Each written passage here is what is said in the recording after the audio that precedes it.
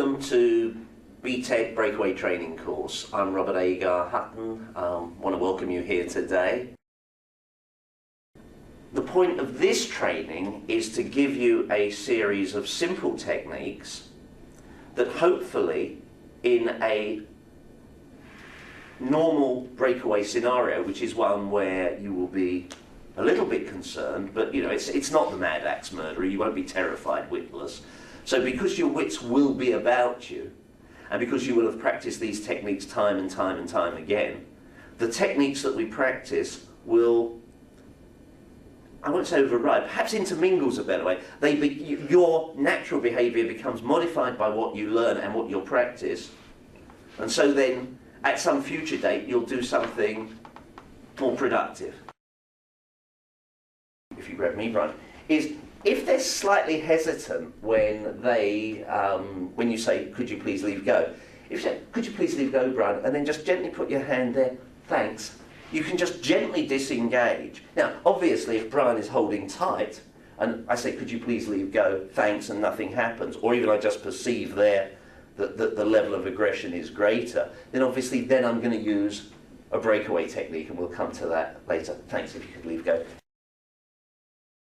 What we're going to do now is just a simple warm-up just to mobilise our joints before we get to the physical part of the training. Obviously, in the real world, you don't say to somebody that's being aggressive towards you, oh, could you hold on a minute while I do some warm-up exercises?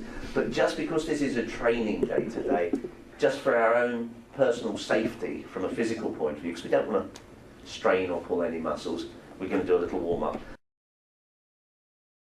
So let's just go to a neutral stance, the hands come up and open. That's good. Like you're opening a pair of curtains, that's good. The important things to remember here are that the hands are just in line with or slightly wider than your shoulder. And also, if you look here at the angle on the arm, there, do you see how the hands are facing just forward slightly? So I don't have them, it's not like a surrender position, it's slightly in front. Kind of like I'm about to lift myself up on a wall. Okay, a few more times, just open the curtains. Yeah. Fingertips in line with the eyes, that's good for all of you. Yeah, good. Let's look at a simple application to this. I'm in chatting stance, or maybe I'm in neutral stance. I'll do it from neutral stance to start with.